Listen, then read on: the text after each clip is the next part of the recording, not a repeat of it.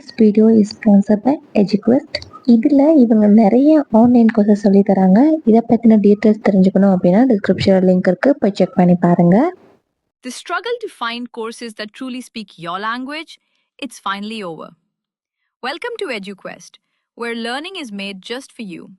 At EduQuest, we bring you a wide range of online courses, from career building programs to skill boosting masterclasses, all in your regional language. Because we believe language should never be a barrier to success.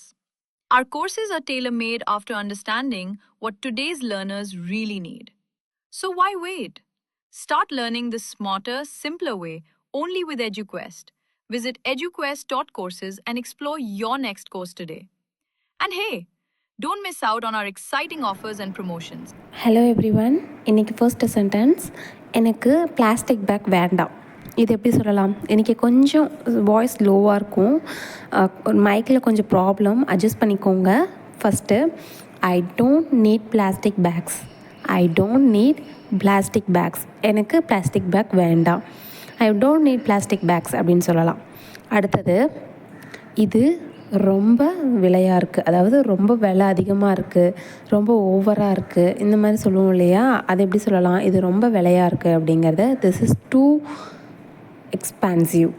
This is too expensive அப்படின்னா ரொம்ப over விலையாக இருக்குது, ரொம்ப எக்ஸ்பான்சிவாக இருக்குது, அதிக விலை கொடுத்து வாங்குற மாதிரி இருக்குது, இந்த மாதிரி சொல்கிறது தான் திஸ் இஸ் டூ எக்ஸ்பான்சிவ் அப்படின்னு சொல்லுவோம்.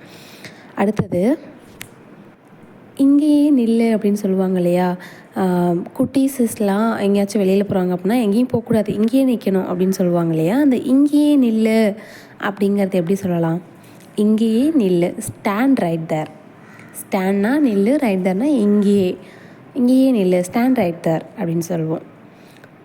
அடுத்த சென்டென்ஸ், நம்ம பஸ்ஸில் அப்படி இல்லை அப்படின்னா ஃப்ளைட் இந்த மாதிரி பிளேசஸ்லாம் போகும்போது இந்த சீட்டுக்கு யாராச்சும் வருவாங்களா, இது எனக்கு புக் பண்ண சீட்டு, இந்த மாதிரிலாம் கேட்போம் இல்லையா?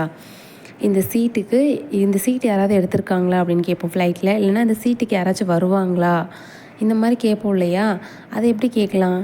இந்த சீட்டுக்கு யாராச்சும் எடுத்திருக்காங்களா அப்படி கேட்குறத எப்படி கேட்கலாம் அப்படின்னா, is this seat taken, is this seat taken அப்படின்னா இந்த சீட் யாராச்சும் எடுத்திருக்காங்களா, இங்கே யாராச்சும் வருவாங்களா அப்படின்னு சொல்கிறது தான் இஸ் திஸ் சீட் டேக்கன் அப்படின்னு சொல்லலாம். அடுத்த சென்டென்ஸ்,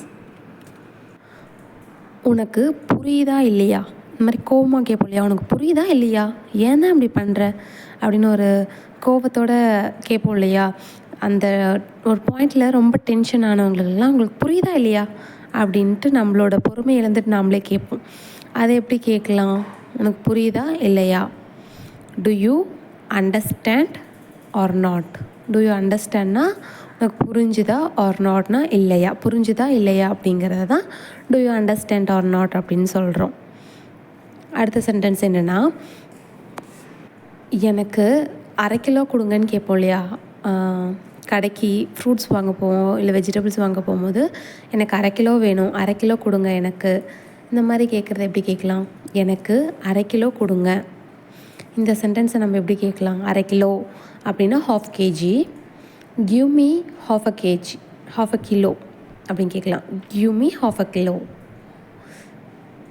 இதுனா அப்படின்னா பாதி, பாதி, அதெல்லாம் பாதி, 1/2 கிலோ அப்படின்னு சொல்கிறது. உனக்கு அறிவில்லையா?